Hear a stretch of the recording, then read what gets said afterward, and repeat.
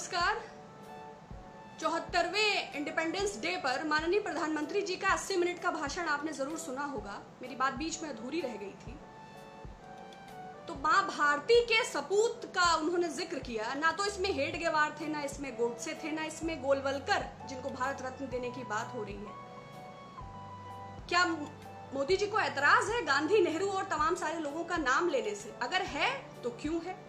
आजादी के एक्चुअल मायने बात 74 वर्षों के नहीं है, विगत 6 वर्षों में हमारी आजादी पर कितने हमले हुए हैं, ये 125 करोड़ के भारतीयों के सोचने का विषय है। देखिए, लच्छेदार भाषण देने में प्रधानमंत्री जी का कोई सानी नहीं है और उनके भाषण के साथ डिस्क्लेमर लगाते हैं ना, जैसे जानवरों की मूवी में कि इसके दौरान जानवरों को कोई नुकसान नहीं पहुंचाया गया है, या भूतिया फिल्मों में लगाते हैं या सीरीज वगैरह में कि इसका जीवित या मृत व्यक्ति से कोई सामंजस्य नहीं है, ये पूर्णतया काल्पनिक है। तो माननीय प्रधानमंत्री जी के भाषणों के साथ एक डिस्क्लेमर लगाना चाहिए कि कंडीशंस अप्लाई, ये भाषण पूर्णतया काल्पनिक है, इनका हकीकत की घटनाओं से कोई लेना देना नहीं है।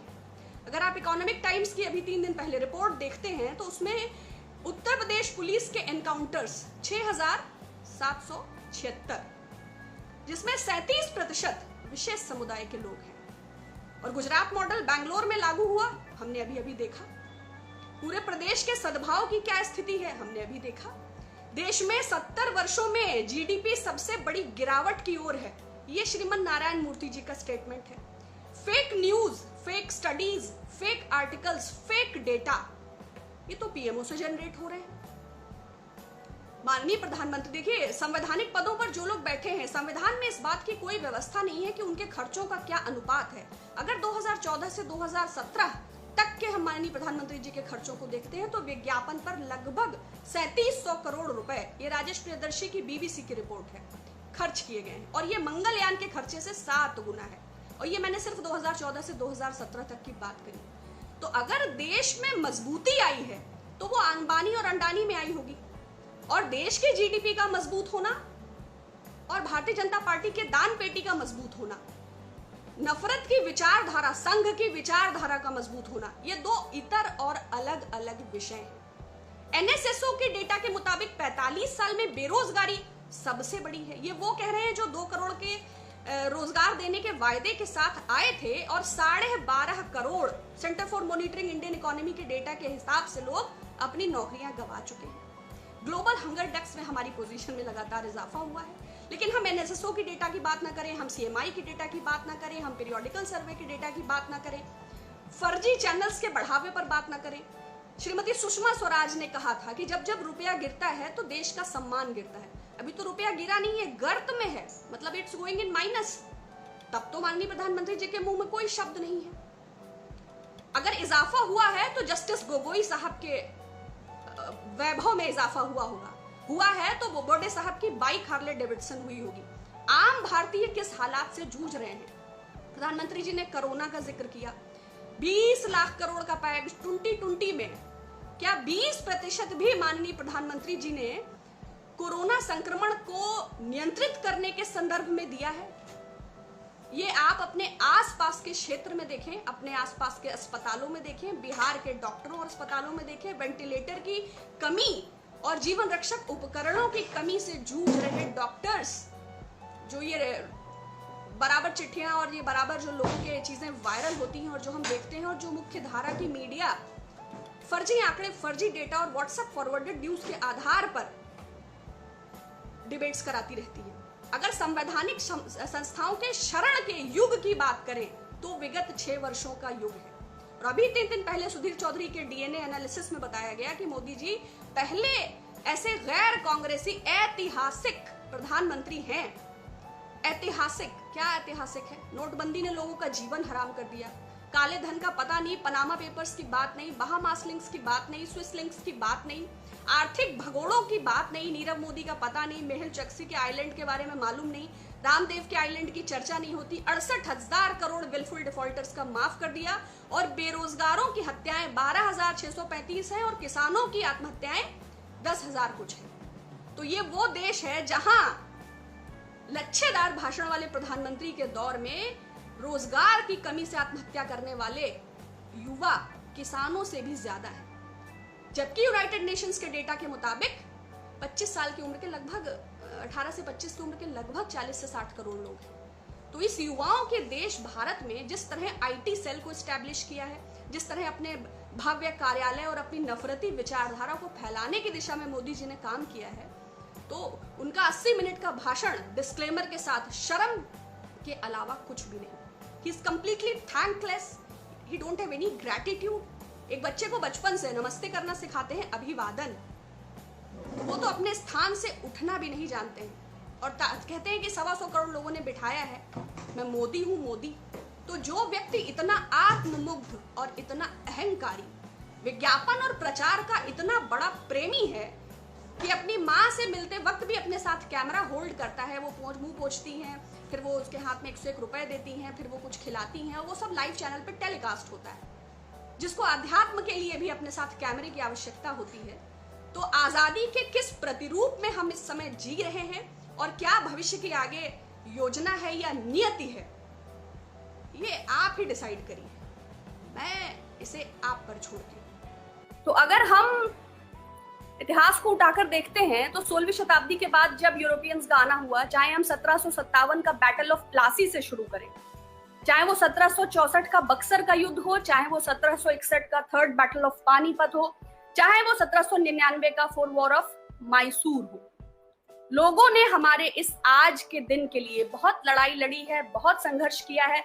सभी समुदाय, सभी जातियां, सभी लोग बिना किसी भेदभाव के इस नए भारत के निर्माण की प्रक्रिया का हिस्सा है। और जो एक अंधकार का युग है लगभग 90 बरस का, आप उसे 1857 की क्रांति से मान लें, वो जो युग है 1947 तक का, उसमें हमने तमाम वर्जनाओं को, तमाम कुरीतियों को, तमाम चीजों पर विजय पाई है। तो ये आज का दिन हमारे लिए कई मायनों में बहुत महत्वपूर्ण हो जाता है और हमें उन सबको आज जरूर याद करना चाहिए। वर्ल्डली थैंक्स आज सबको हमें जरूर देना चाहिए। तो दो ग्रुप्स थे, मॉडरेट्स का, एक्सट्रीमिस्ट का। मॉडरेट्स के नेता श्री गोपाल कृष्ण गोखले साहब थे और एक्सट्रीमिस्ट एक रिबेलियस जो पूर्ण स्वराज की मांग कर रहे थे 1905 में। लॉर्ड कंगकर्जन ने जब बंगाल का पार्टीशन किया, उसके बाद स्वदेशी मूवमेंट आया। तो जब उसने बंगाल बहुत प्रॉस्पर था, 60% ऑफ द टोटल ट्रेड जो है वो बंगाल कंट्रीब्यूट करता था। अंग्रेज भी रिफॉर्म्स के नाम पर, चाहे वो मिंटो मार्ले रिफॉर्म्स हो, जिसके बाद गांधी जी ने चंपारण का सत्याग्रह किया, वो डिप्रेस्ड क्लाइंट, वो हमेशा डिवाइड एंड रूल वाली जो उनकी पॉलिसी थी। तो ब्रिटिशर्स बहुत रूथलेस और ब्रूटल रहे हमारे साथ और हमने हमेशा अपने राइट्स के लिए फाइट किया और कंबाइंड फाइट किया। तो जब गांधी जी ने चंपारण किया या ये वो रिफॉर्म्स लाए या डिप्रेस्ड क्लास की बात की, तो सब, चाहे अंबेडकर साहब, पूना पैक्ट जब हुआ है, इरविन समझौता जब हुआ है, जब ब्रिटिश पीएम रामसे मैकडोनाल्ड थे, जब डिप्रेस्ड क्लास के नाम पर वो आ गए और अंबेडकर साहब ने कहा कि नहीं, हमें कोई अलग सेपरेट इलेक्टोरेट नहीं चाहिए, हम स्वतंत्रता के अभियान में एक साथ हैं। तो देखिए कैसे जो हमारे वरिष्ठ थे, जो हमारे सीनियर्स थे, जो फ्रीडम फाइटर्स थे, वो कैसे इंडिया का निर्माण कर रहे थे और आज हम फर्जी राष्ट्रवाद की आड़ में कैसे, किस डिविसिव, फासिस्ट और कैपिटलिस्टिक अप्रोच की पॉलिटिक्स के शिकार हैं। बड़ा अफसोस होता है जब सुबह सुबह ढेर सारे फर्जी मैसेजेस हमारे व्हाट्सएप में आ जाते हैं और कोई उस पर बात नहीं करना चाहता कि 1919 में क्या रिफॉर्म्स आए, है ना, रॉलेट एक्ट का विरोध क्यों हुआ, कैसे साइमन कमीशन आया, कैसे सैंडर्स को मारा, कैसे लॉर्ड कर्जन ने क्या किया, कैसे तमाम सारे पैक्ट्स हुए और कैसे ये प्रक्रिया साल दर साल दर साल दर धीरे धीरे चली है। हम कितना जर्जर हो गए। जैसे टर्की में खलीफा का दौर था, ये उसी समय की बात है जब यहाँ पर असहयोग आंदोलन चल रहा था। हाँ, उसी समय की बात है, नॉन कॉपरेशन मूवमेंट के वक्त, राइट। तो टर्की में भी जो यूरोपियन, उन्होंने टुकड़े टुकड़े करके बिल्कुल वल्चर्स की तरह उसको नोच लिया था। फिर बाद में अतातुर्क का वहां पर दौर आया। हमारे वहां जब मुस्लिम्स कोऑपरेट नहीं कर रहे तो फिर उसी समय गांधी जी ने खिलाफत आंदोलन लाया था। तो चाहे वो क्विट इंडिया मूवमेंट हो, चाहे वो चंपारण का सत्याग्रह हो, चाहे वो रॉलेट एक्ट का विरोध हो, चाहे जालियांवाला बाग अगर हम, या काकोरी कांड की हम बात करें, चाहे चौरी चौरा की बात करें, चाहे स्वदेशी आंदोलन की बात करें, बहुत सारे लोगों का बहुत बड़ा संघर्ष है। और आज हम उन तमाम फर्जी लोगों की बातों में आ जाते हैं, जिनको वास्तव में दूर दूर तक भारत की आजादी की लड़ाई से कोई लेना देना नहीं है।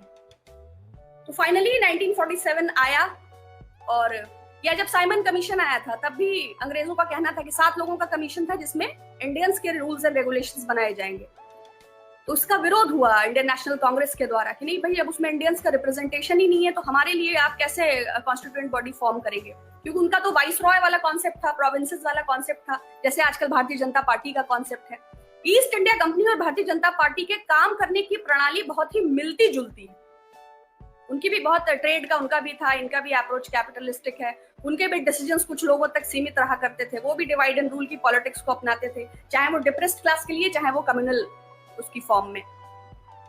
तो finally we got freedom and we should celebrate it, we should respect it and we should have some gratitude for it. It is very very very necessary.